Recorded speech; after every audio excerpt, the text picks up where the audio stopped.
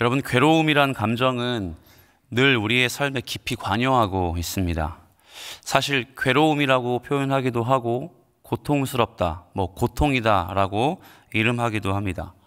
저나 여러분 이렇게 예배를 참석하셨지만 괴로움으로 하루를 시작하신 분들도 있을 것 같고, 충분히 오랜 시간 고통 속에서 기도를 하나님께 드리시는 분들도 계실 것 같아요.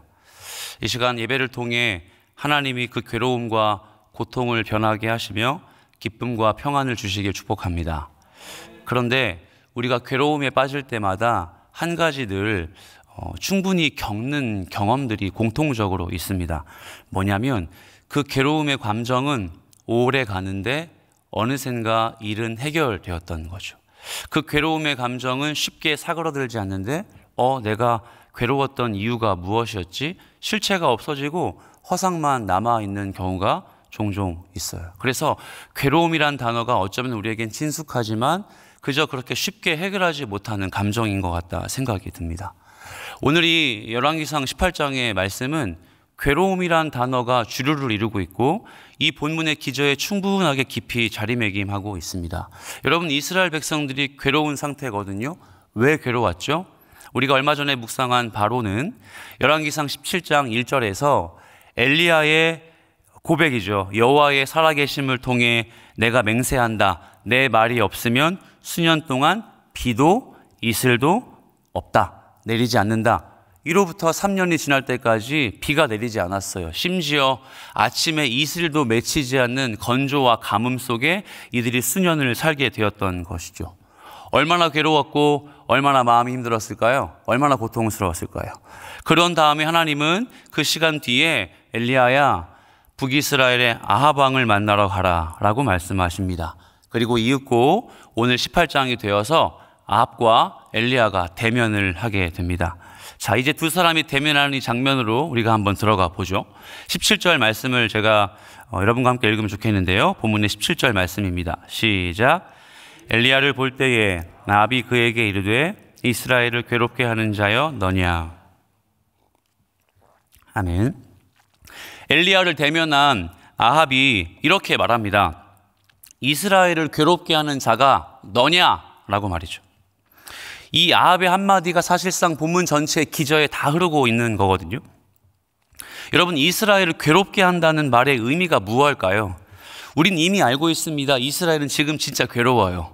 3년이 비가 안 왔으니 수년 동안 나온 물을 먹지도 누리지도 못했으니 얼마나 괴로웠겠습니까? 그런데 아합이 지금 엘리야를 독대하고 이 독대하자마자 말의 주도권을 잡으면서 네가 이스라엘을 괴롭게 한 자야?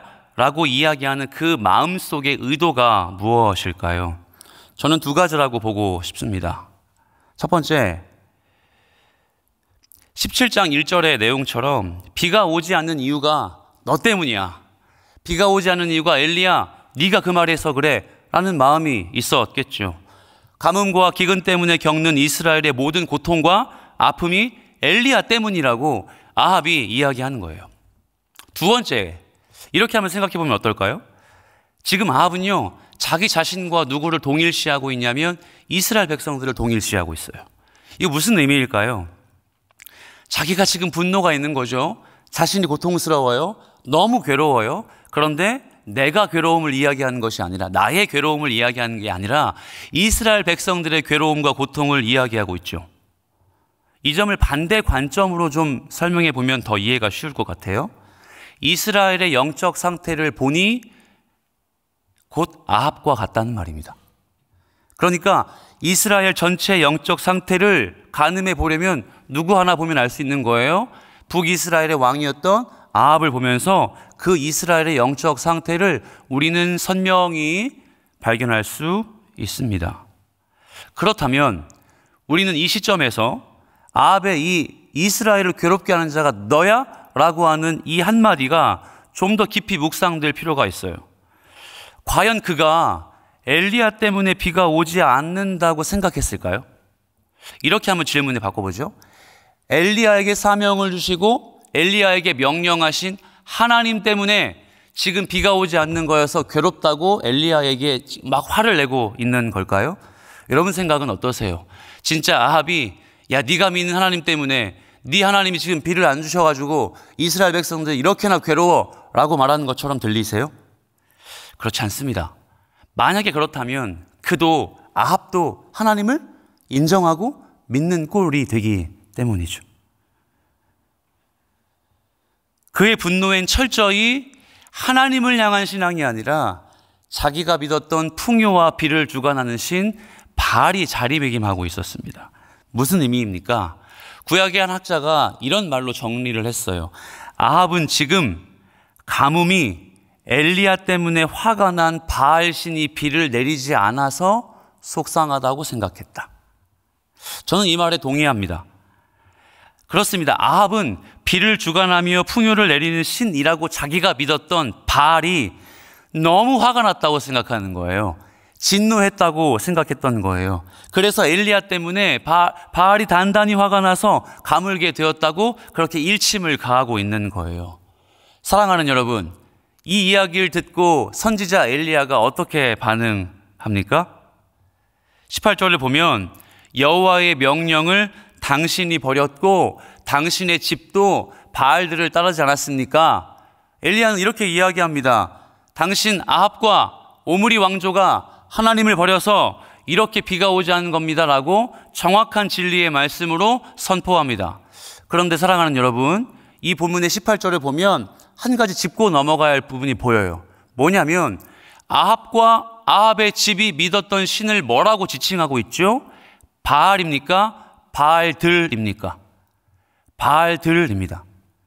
바알의 신을 복수 형태로 사용했습니다. 이건 분명히 성경의 저자가 성경을 읽는 우리에게도 충분한 교훈을 제공하기 위한 의도가 있다고 생각합니다.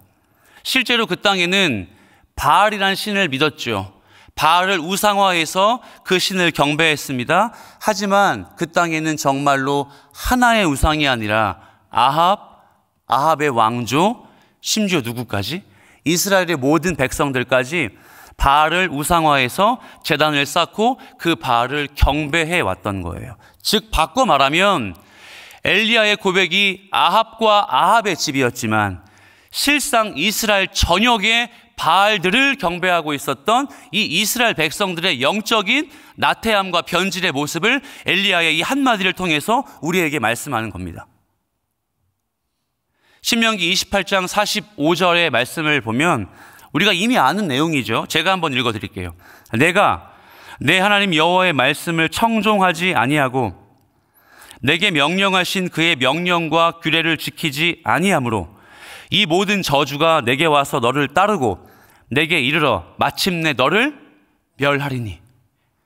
이렇게 나와 있습니다. 여러분, 멸하기 위한 전제가 뭐였죠? 하나님의 명령과 규례를 지키지 아니하면입니다. 명령과 규례가 어떤 겁니까? 하나님만 유일한 너의 하나님으로, 너의 신으로 믿어라. 그 하나님을 그 어떤 우상과 비교하고 우상화하지 말고 절대 그 믿음을 지켜야 된다. 우리가 알고 있는 십계명의 첫 번째, 두 번째 계명입니다.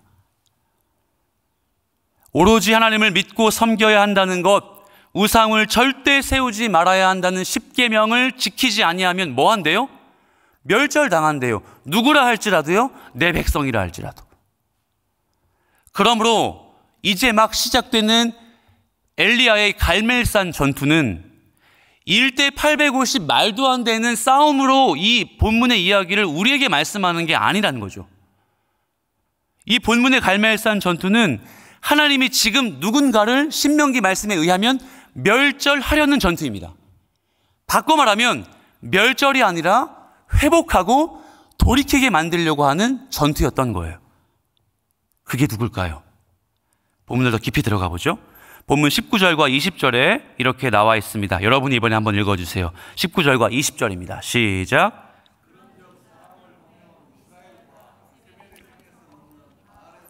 450명과 아세라의 선지자 400명을 갈멜산으로 모아 내게로 나아오게 하소서. 아합이 이에 이스라엘의 모든 자손에게로 사람을 보내 선지자들을 갈멜산으로 모으니라. 아멘. 다시 곱씹어보죠. 이 전투의 동기가 뭐라고 했죠? 명령과 규례를 지키지 않은 이스라엘 백성들을 멸절하시려는 하나님의 역사라고 했습니다. 따라서 이 전투의 시작이 누구였죠? 우리가 오해하기 쉽지만 아합이 아니에요. 바로 엘리야였습니다. 엘리야가 선전포고한 거예요. 사람 모으십시오. 다 부르십시오 라고 이야기한 겁니다. 그것은 바로 주도권의 문제가 아합에게서 시작되었지만 네가 이스라엘을 괴롭게 하는 놈이었어? 라고 하는 주도권의 문제가 아합에게서 시작되었지만 이 논쟁의 주도권의 문제가 엘리야에게로 넘어갔습니다. 엘리야에 의해서 이 싸움이 시작됩니다. 사랑하는 여러분, 우리는 이 점에서 진리를 따르고 진리를 지켜야 하고 복음의 확신을 갖는 성도의 입장에서 대단한 교훈이 있다고 생각해요. 일상을 살며 우리는 늘 믿지 않는 자들에게, 바꿔 말하면 짐 엘리엇의 고백처럼 영원을 경험하지 못한 사람들에게 영원을 경험한 우리가 그 주도권을 늘 빼앗기며 살아갑니다. 천국의 소망이 있고 그들은 절대 경험하지 못한 희락과 화평을 누리는 우리가 그걸 누리지 못하는 사람들에게 일상의 주도권, 가치관의 주도권을 상실한 채 살아가곤 합니다. 모쪼록 이 말씀을 통해 저와 여러분은 이제 말씀 이후에 일상으로 돌아가실 텐데 삶의 주도권을 불신자들을 경멸하고 불신자들을 멀리하는 차원이 아니라 우리가 갖고 있는 진리를 꼭 지켜내시길 축복합니다. 자, 엘리야의 요청에 따라 아합이 어떻게 행동했죠? 아합이요, 선지자들을 갈멜산으로 모았습니다. 이제는 이 본문의 핵심이라고 할 수 있는 두 개의 표현만 짚고 우리가 한번 기도하면 좋을 텐데요. 두 표현을 짚어보죠. 엘리야가 사람들을 모아주십시오라고 했어요. 그리고 아합이 사람들을 모았습니다. 여기서 모으다라는 동사가 이미 창세기부터 쭉 지나오면서 몇 번 출연한 바 있어요. 우리가 시간상 보지 않겠지만 모으다 하니까 어떤 상황이 주로 많을까요? 전쟁할 때, 전쟁에 남자들을 징집할 때, 전쟁에 필요한 군사들을 모집할 때 이 모으다라는 동사가 사용되었습니다. 그러면 모으다면 목적어가 있겠죠. 누구를 모으다. 그렇죠? 어떤 사람들을 모으다. 제가 질문해 보죠. 엘리야가 지금 아합에게 누구를 모아달라고 제안했죠? 바알의 선지자 450명, 아세라의 선지자 400명입니다. 그런데 이 모으다라는 카바츠 동사가 생각하는 목적어가 이 850명이 다일까요? 아니에요. 이 850명이 다가 아니라 누가 있었죠? 모든 이스라엘 백성들이 있었습니다. 우리는 본문을 조금 좁게 보게 되면 엘리야 한 명과 이방의 우상 선지자 850명의 전투 정도로만 이 본문을 생각하기 십상인데 보십시오. 그런즉 사람을 보내 온 이스라엘과 모든 이스라엘 백성들을 어디로 모으라고 이야기하죠? 갈멜 산지에 모으라고 이야기합니다. 그렇다면 한번 눈을 감고 상상해 보세요. 어떤 상황이죠? 엘리야와 850명의 선지자들과 모든 이스라엘 백성들이 그 산지에 올라와서 무언가를 하는 장면으로 우리가 상상해 볼 수 있습니다. 그리고 두 번째, 이들이 모인 장소가 어디였죠? 갈멜산입니다. 저는 고향교회에서 늘 그 어머니와 권사님, 집사님들을 따라서 기도하러 이제 가게 되면 저 지역의 그 뒷산에 있는 갈멜산 기도원이라는 곳에 가게 됐어요. 물론 안양에도 갈멜산 기도원이 있지만 제가 사는 지역에도 갈멜산 기도원이 있거든요. 근데 그 갈멜산 기도원에 가면 어린 아이인 저로서는 뭐 기도를 하겠습니까? 뭘 하겠습니까? 막 그 북치는 소리 들리고 막 이렇게 막 괴성 지르고 막 기도하는 소리가 저에게 너무 무섭게 들리긴 했는데, 그래서 갈멜산이란 단어가 저한테는 정말 두려운 표현이었거든요. 그런데 오늘 본문을 묵상하면서 이 갈멜산이 어떤 곳이지라고 보니까 참 재미있는 사실이 있었습니다. 이세벨의 아합의 와이프죠. 아합의 아내였던 이세벨의 본거지예요. 이 갈멜산은요, 다윗 왕 때까지 이스라엘 영토였습니다. 유다의 영토였어요. 그러다가 다윗의 아들이 누구죠? 솔로몬이에요. 솔로몬이 뭐 하죠? 성전을 건축합니다. 성전을 건축하니까 주변에 있던 히람이라는 두로왕 히람이 성전 건축에 물자를 지원하니까 솔로몬이 고맙고 감사해서 대가를 지불하죠. 땅을 주어요. 그 땅이 가불이라는 땅인데 쓸모없는 땅이란 뜻이죠. 그 가불이 어디냐면 갈멜산지예요. 그러다가 시간이 가죠. 남유다와 북이스라엘이 갈라지고 북이스라엘의 아합이 바알과 엣바알과 두로와 동맹해서 정략 결혼을 맺을 때에, 바로 이세벨과 결혼할 때에 두로 왕으로부터 다시 선물을 받는데 그게 뭐예요? 갈멜산이에요. 그러면 이미 갈멜산이 아합에게로 올 때 어땠을까요? 이세벨은 하나의 직분이, 자기 직업이 있었는데 뭔지 아세요? 바알과 아세라의 여자 제사장이었어요. 그러면 이 갈멜산은 아주 심각하고 진득하게 바알과 아세라의 종교 성지였을 가능성이 높았던 거예요. 그러면 이 갈멜산이 아합에게로 왔을 때 이 갈멜산은 그냥 산지가 아니라 바알과 아세라에게는 홈그라운드였던 거예요. 그리고 엘리야가 850명의 선지자들과 이스라엘 백성들을 그곳으로 모으게 합니다. 여러분, 저는 오늘 본문의 두 번째 교훈이 여기에 있다고 봅니다. 뭐냐면 우리가 복음을 알고 복음을 누리고 혹은 내 신앙 상태를 점검하고 내가 주님 앞에 얼마나 겸비된 그리스도인일까라고 우리 상태를 체크해 볼 수 있는 곳은 당연히 예배 현장이고 공동체이고 교회일 수 있지만, 저는 오늘날 우리에게 영적인 갈멜산이라고 봅니다. 일상에서 예수 믿지 않고 기독교 세계관적으로 살아가지 않으며 자신의 이득을 추구하고 이타적으로 살지 않는 그들의 삶의 현장에 우리가 나아가 우리가 그 자리에서 우리의 영적 상태를 점검할 수 있다는 말이죠. 사랑하는 주의 백성 여러분, 여러분의 영적 갈멜산 현장에서 여러분의 믿음을 지켜내시길 예수 그리스도의 이름으로 축복합니다. 마지막 21절을 함께 읽어보죠. 자, 21절 말씀입니다. 시작. 엘리야가 모든 백성에게 가까이 나아가 이르되 너희가 어느 때까지 둘 사이에서 머뭇머뭇하려느냐. 여호와가 만일 하나님이면 그를 따르고 바알이 만일 하나님이면 그를 따를지니라 하니 백성이 한마디 대답하지 아니하는지라. 아멘. 엘리야가 외칩니다. 너희가 어느 때까지 둘 사이에서 머뭇머뭇하려느냐 라고 말이죠. 여기에 머뭇거리다, 머뭇머뭇하다라는 동사는 주저하다, 절뚝거리다 이런 뜻이에요. 똑같은 동사가 어디에 사용되느냐면 다윗에게 막역한 친구가 있었죠. 요나단입니다. 요나단에게는 아픈 자식이 하나 있었죠. 므비보셋이에요. 사무엘서 말씀을 보면 이 므비보셋을 사무엘 하 4장 4절에서 소개하는데 그는 다리를 저는 자였다고 이야기해요. 소위 장애인이었던 거죠. 이 다리를 절다라는 단어가 오늘 본문에 머뭇머뭇거리다라는 단어와 동일하게 사용되었습니다.